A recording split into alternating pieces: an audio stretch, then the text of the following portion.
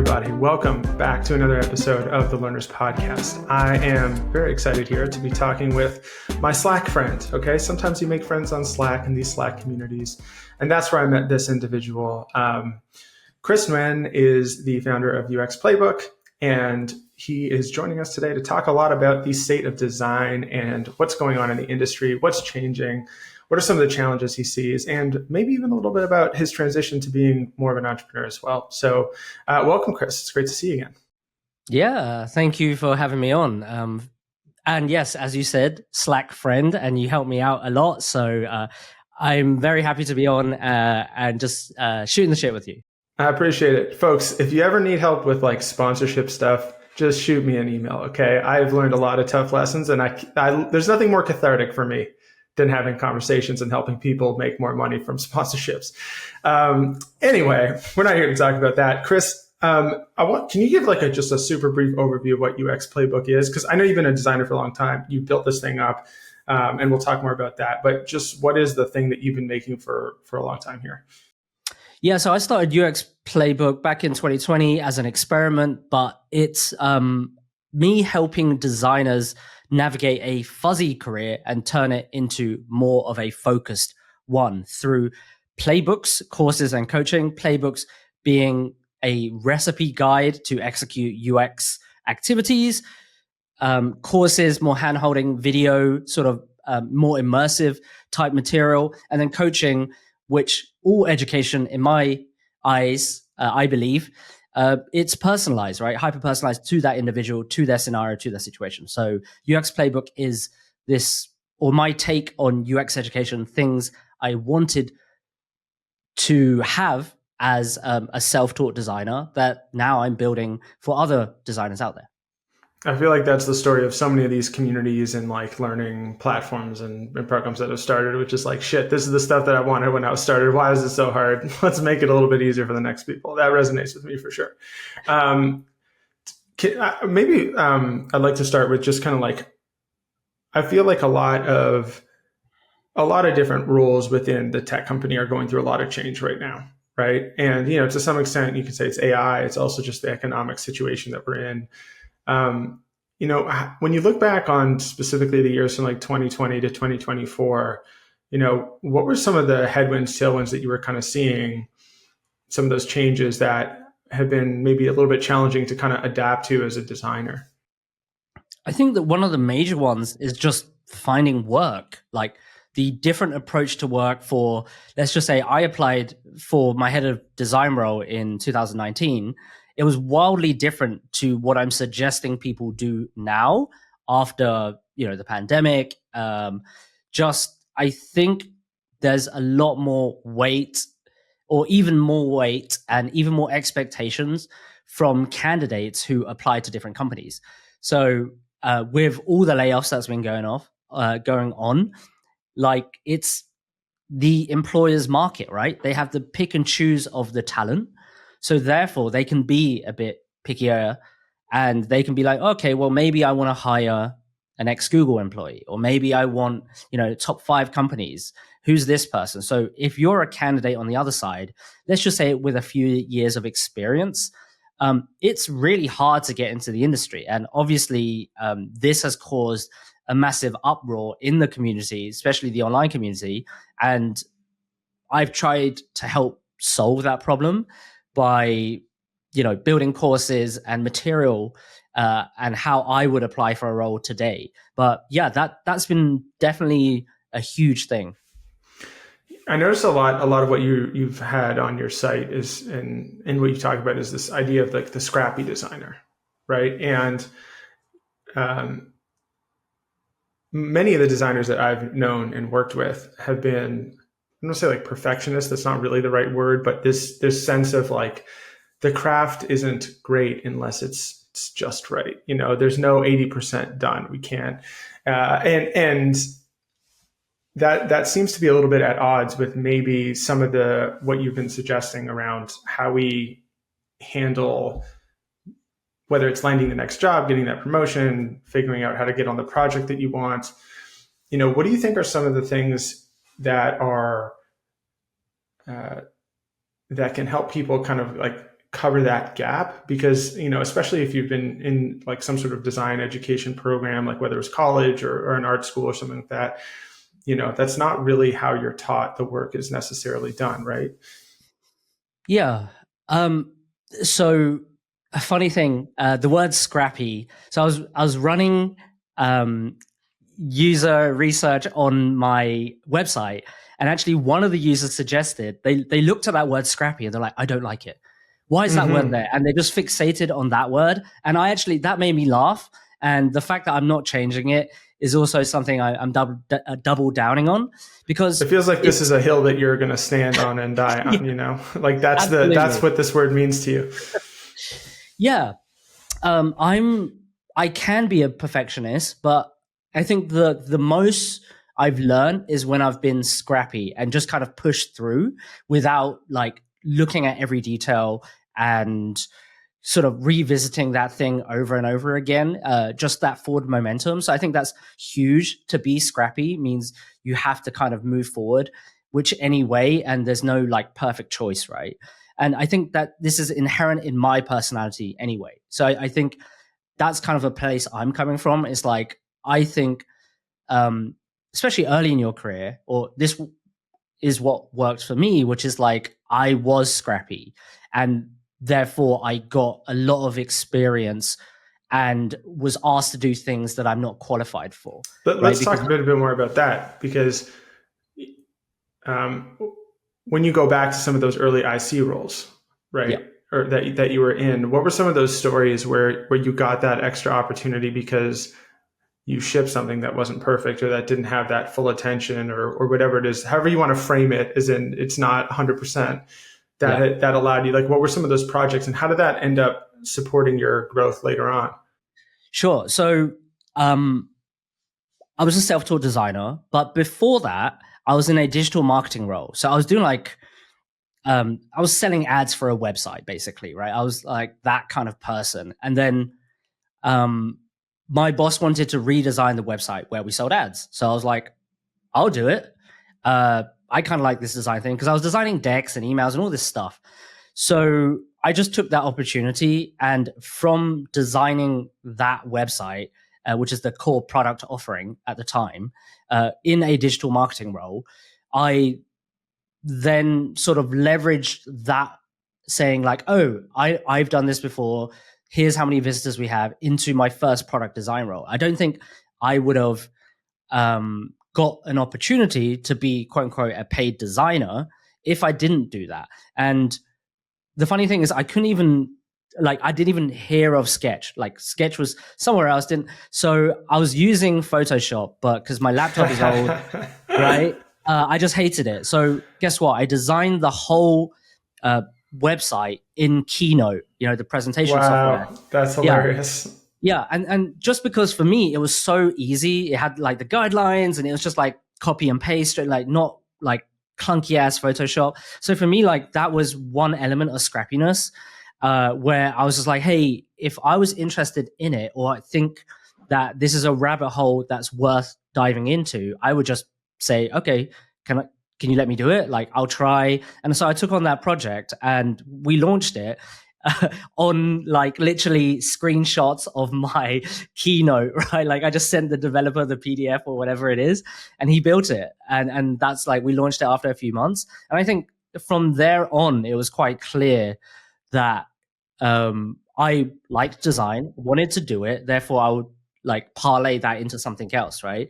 And the second story is like scrappiness. I think scrappiness can come in all shapes and sizes. Another example is, okay, so when I first got my design role, like one of the first tasks was like, okay, well, we need an Android app, right? And I was like, shit, how do I design that? Like, what?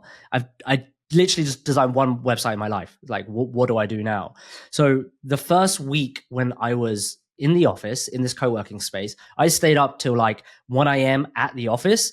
Not because someone told me to, it's because like I was trying to figure out what the hell an Android app is and how you design it, right? Like adopting Sketch as well, and pretending to know what I was doing. And then from then on, it was like, okay, well, clearly this is something that the employer's value, because after a few months they were like, okay, well, Chris, you're the only designer here, so we're just going to fly you out to Seattle, and you're going to stay there for 3 months working with the CEO and the CPO at the time. And that was like massive early in career, right? To work directly with the founders and like the head of the organization. So, um, yeah, I think that was, yeah, definitely more many examples, but those are like some early career icy moments that really kind of embedded that lesson in my head. That's such a funny thing. I feel like it's, for a lot of people, sometimes there's like a permission thing of like, I'm not a designer till I've been hired in a design role, and I can, I have a similar story where if you go on my LinkedIn, my first job at a university is as a user researcher at a company. And I promise you, it did not say user researcher on my employment agreement. That is a retrospective adjustment for me to help tell a story. It is a lot of what I did there. And that was one of the things, the reason I got hired was because I did this pro bono research project for a company I thought was doing some really cool stuff. But they just were like, I don't know, you could be the person talking to the community and the users and the whatever. And I was like, sounds great. I didn't even know that was like research was a thing. That's whatever. I just thought this was a helpful and useful and interesting thing to do. Um, it's, and I also think the other thing is, I tell this sometimes when I talk to people. I wonder when you're coaching people too, if this resonates. But um, if you want to be the thing, just do the thing. Just keep doing it. Just don't stop. Right. And there's been, obviously the employment side, and there hasn't been as many jobs, and it's been really tough. And I totally can empathize with that. I've been in that situation too. But if you just don't quit and you just keep plugging away at it, and you find, even if they're free projects, tiny projects, super small, maybe you're doing it for your local barbershop, you're redesigning their website, or the local real estate agent or the bakery or whatever it is, but just keep practicing and keep going. Eventually, you just get really good at it if you just keep doing it. And that's part of, it's not perfect. It's maybe a little scrappy, but it's almost a 100% success rate guaranteed. Yeah, like so my best design advice is exactly what you just said. And they're like, Chris, like, what's one thing you would tell all designers, like especially juniors? I would just be like, just design a lot. Like that's Yeah, it. There's no yeah. just design as many times as you can. Go through whatever process, break things, and then just like remix whatever. But just do it so the uncomfortable becomes the comfortable.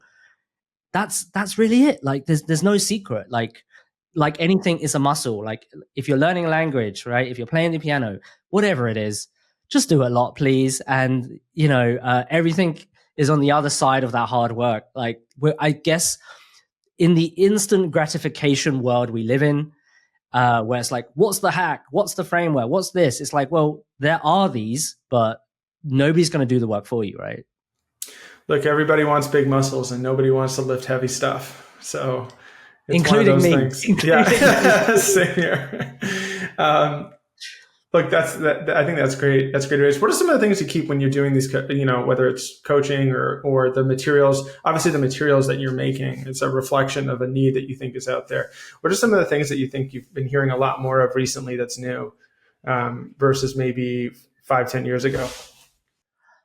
Yeah, well, this has probably been like, this has definitely been around for a long time. But like I'm coming across it more just because I'm doing a lot more coaching. Like this definitely happened, when I was a manager managing teams, but it seems to me like there's so much of like, I don't know what I'm doing, therefore I'm not going to do anything, because the underlining root cause is like, I don't think I'm good enough. I just have low confidence, low self-esteem. And I'm coming across that way more than I was when I was, in a job. But it seems to me like that is something that's, obviously like the test of time. But yeah, I'm just coming across that a lot. And I think my job as a coach is not to say like, oh, here's this pill. It's to try to dive in a little bit deeper and to find the root of the problem that they might be facing. So typically it's not like I don't know how to do a portfolio. Like, you can read whatever on the internet. You can ask AI. It'll tell you how to do one. But the fact is that potentially you're scared to be judged by the internet, right? Or that you don't think you're a good writer because that's the schooling system that you were part of, or whatever it is. There's always something deeper than that. And I think, yeah, from a coaching perspective, those are the kind of questions that help them try to answer those questions that I really like to ask. But in terms of something new, I mean, of course, AI is a huge one, but let's not talk about that. I agree. We've had a lot of conversations about it. All we're talking about in UX research these days is AI. Yeah. Which obviously is the space I know best. Yeah, one of the things that's kind of coming up. I remember, I think it was, I don't remember who told me this. It's probably like my dad or something. But I was when learning to drive. There's no such thing as good drivers and bad drivers. There's experienced drivers and inexperienced drivers, right? And this seems to be a thing that also applies to the craft as well, right? Like, good designer, bad designer, who gives a shit, right? That doesn't make anything. There's people who've designed a lot and people who haven't designed much, right? And obviously there's some people have more innate talent than others, but it probably comes down mostly to that. Yeah, I wouldn't even consider myself as a good designer. I think I'm a better communicator than I am a designer. And the way I design is very specific, right? Remember that scrappy approach? That's also a life approach. Like, I'm pretty just try it, see what happens, just do it as lean as possible. So if there was such thing as a good designer, I don't think I fall into that bucket anyway. So yeah, experienced is probably a better way to frame it. Let's talk about communication a bit, because I feel like, I imagine the time you spent working in Seattle directly with that leadership team was probably pretty informative for a lot of the success you've had later on in your career. What were some of those, that communication has something to do with that. What were some of the big things that you learned from that particular project that was kind of new to you as a designer, that you didn't understand about the kind of thinking and the perspective of folks that are kind of running organizations, no matter how big or small? God. So like, you're asking me like lessons learned, but all I can think of is like the negatives, which is like really funny. It was a great opportunity, and actually a great company to work for, especially being the first designer and working directly with leadership. I think some of the good things that came from it was actually linking back to this coaching thing, where every time I would speak to the CPO, he would register what I say, but he would ask a question, or at least assume that I'm asking something deeper. So it'll be like, "Hey, Alec, what'd you write on the board there?" Let's just say that as an example, and he'd be like, "It's not what you wrote; it's how you wrote it, the font, the style." So he would always go a layer deeper to try to figure out or help me find the meaning in why I asked that question. So I was just like, "Whoa, this is like a superpower!" And he did this to everybody, and I was like, "Okay, no wonder why you worked at Real Player. You did all these crazy things, right?" That was kind of an eye-opening moment. A bunch of other things that were interesting about this role was the CEO was really good at succinctly telling his story, like, and not afraid to remind everybody. I think I heard him tell his careercation story. So he wrote a book called Careercation, and I probably heard it like 150 times within 2 years, at every event, at every Friday thing, like, very good. And he just hammered that home until everybody kind of drunk the Kool-Aid. And I think that's really important as a founder, because you want to know what you stand for. I think that has also been something I adopted when, let's just say, I do an initiative like, okay, we're going to introduce recognition into the team. Here's why. Here's why we do wins. Here's why we do fuck ups. Here's why we do these like rituals. So everybody's on the same page, and just keep on repeating until you start to hear that back, from them, which is, I think, really interesting. And then the third thing was, he was, I don't know this exactly, but as I'm talking about it, I'm thinking about it, which is he was really good at, I think from the story perspective, to bring on really awesome investors and advisors. We had folks like we had Mark Roberge from HubSpot. We had a couple of other guys that worked at these giant companies that Sasta, I think we had one of the like co-founders of that on the board as well. So it was just interesting to see how telling his story kind of got him into these circles and people really bought in to what he was doing, even though it was actually nothing special. If you just break down the tool, it's a survey tool. It's like Survey Monkey for employees, right? I guess that was all the rage back then. There you go. Well, I wonder what you think, like from a design perspective, from like a craft point of view, like that one thing of repeating the same thing over and over again. Is that uh, whether it's managing a team or is it maybe as part of how the product works itself? Is that a thing that you think translates? Because I've heard this a lot about, people starting companies or whatever it is, and they have to continually evangelize and basically create this propaganda of like, this is who we are, this is why we exist, don't forget, this is who we are, this is why we exist, all that sort of thing. Does that also translate to a sub layer of like within a design team or within a product in some way? I think so. I think if you talk about like design tenets or product principles, I think hammering home that message. So there are at least some guardrails. We're not saying like do interviews like this and that's the only way we do it, but to have a philosophy. And the folks at Basecamp do this really well, right? In terms of like simplify, cut out the BS, no complications, and all that stuff, right? That helps them build a better narrative, not only to their customers, but to how they build. Um, absolutely, absolutely. And I think, but on the flip side, I do want to add a caveat, which is like, mm, just because it's written on the wall doesn't mean it's right. And like mission, vision, and values and stuff like that, right? So I think we need to be really careful in terms of um, adjusting those tenets and are they truly universal?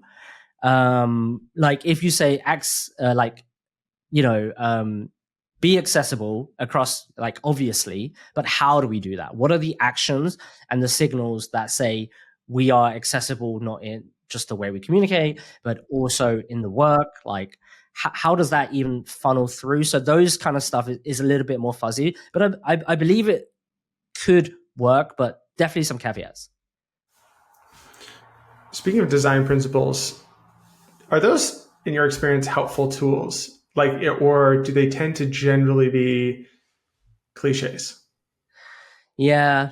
I think they're helpful tools from a strategic standpoint uh, to drive home the initiative, but they might not be helpful tools day to day, right? And yes, you're right. They are pretty cliche most of the time because what else are you going to write, right? You're going to copy from some other tool or whatever, right? Like you're just going to remix and improve.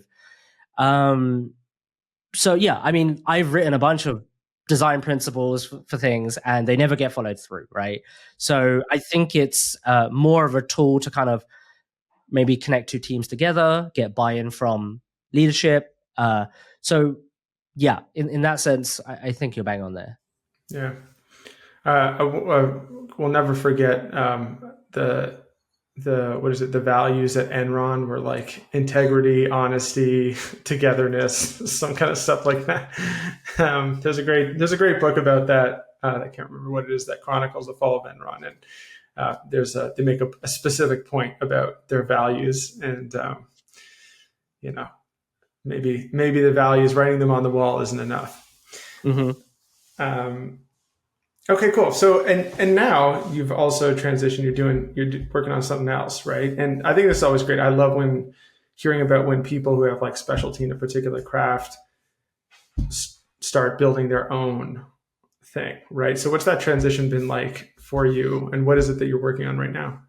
Yeah, so uh, I've been sort of starting my own thing. Like I've started my own thing and been working on it on the side, but I think in order to solidify the things you are doing, um, it's really helpful to talk out loud and talk with other people and see if it's useful to them.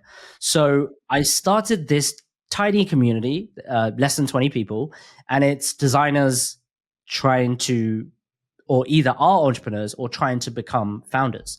So why I started it is what I mentioned, but I think it, we're on the internet, everybody's all over the world. It's kind of lonely sometimes. So it's like, well, what are designers that are also like business geeks doing? And what's working for them? What's working for me? Maybe we can trade war stories and just kind of see like if this kind of idea exchange is healthy. So far, it's been awesome, and see how we can collaborate together. So a tiny community called backlog.design, and just an experiment as well to see if I like it. It's not something that's like I've ever marketed, but it's fun to kind of work in like a tiny group to see what happens. Folks, you're hearing it here first. Okay. This is There you breaking go. news on the Learner's Pod. Check it out, backlog.design. Now, Chris, did you build it in a scrappy way? Did you design it in a scrappy way? Yes, I did. Let me tell you this. Dude, so basically I was like, okay, well, I'm not building it from scratch on Figma, then porting it to Framer. What I'm going to do, and this was the challenge, use only free existing resources in their template market and like smash it together. So that's exactly what I did. I've done lots of iterations, but it basically took me like a day and a half to get up. And it's a Slack channel, and that's it. And there was no payment function for a long time. Even now, it's kind of a little bit broken. No onboarding, but as the weeks go by, we're just adding new things for the community to see if people like it. If not, we just won't do it. Yeah. What's your hope for more designers potentially building their own things? I think one of the things that really stands out for me, I think a lot about us and kind of like what kind of a thing we're trying to make. And I think, you're speaking to this earlier on, this idea of like everyone has their own kind of unique learning journey. That's one thing that we've definitely learned. And if we're going to do something that helps people learn and grow, it really has to be a design-led experience. Now, I'm not a designer. I couldn't design anything. My life depended on it. But, we have two people on our team that are very talented in this space. And so in some ways, I want to say we're like kind of like design-led from like an expertise point of view.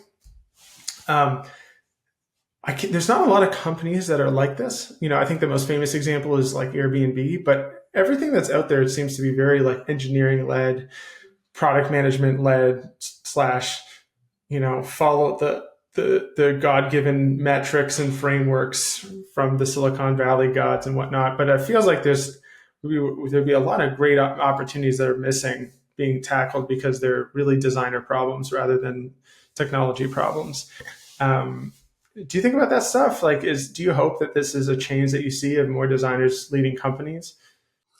Oh my God, I'm so glad you brought that up. I am so excited about this. Like, I think more designers should do it, right? Because engineers have done it. They've built their own stuff, but designers, you can build your own stuff now with all the tools out there. And with the layoffs, it's kind of like also fine. What else are you going to do? Right. Yeah, there you go. What else are you going to do? So launch products. And what I'm really excited for is more opinionated products. So like there's so many to-do list apps. There's so many note-taking apps. There's so many project management apps. But what about the real opinionated ones that say, hey, we believe in something. This is how we think it should be solved. And also an enjoyable experience. It might have flashy animations, might be beautifully designed, like whatever. So software in general, and I agree with you, where it's like these other teams are, building it. So it could be engineering heavy, it could be sales heavy, it could be marketing heavy, or whatever it is. But I think software with a soul is so encapsulating, right? Where when you look at a physical product, like a chair that's been like beautifully designed or something that's crafted, you're just like, like I won't buy it, but that's cool, right? Like that's the kind of feeling that software needs because it's so stale and a little bit intangible in a sense. Like you can click on it, but that doesn't really do anything, right? So I'm really excited for products that are going to be launched and will be launched with this whole new wave of designers that can basically from, pixels to code super easily, and then also market the product. Like, I'm very excited about that. And the one reason I started this community as well is so I could actually, build alongside other people, potentially collaborate, potentially invest, or whatever it is, because I'm excited about what they make, because people make a lot of different things based on ideas come from everywhere. So super stoked about it, and I think that the only way is up, right? I think with all the capabilities, it'll be dumb not to even try. Couldn't agree more. I mean, let's get designers in the chat wherever you are. Let's get going. Let's get building some stuff, and definitely hit up Chris once you get started. Once you got something out there. Final question for you: as a designer, Yep. working with other people that are not on your design team, what's like the number one thing that they do that like brightens your day? Like, could be any function where you're just like, oh my God, you're the best. Thank you for bringing this to me.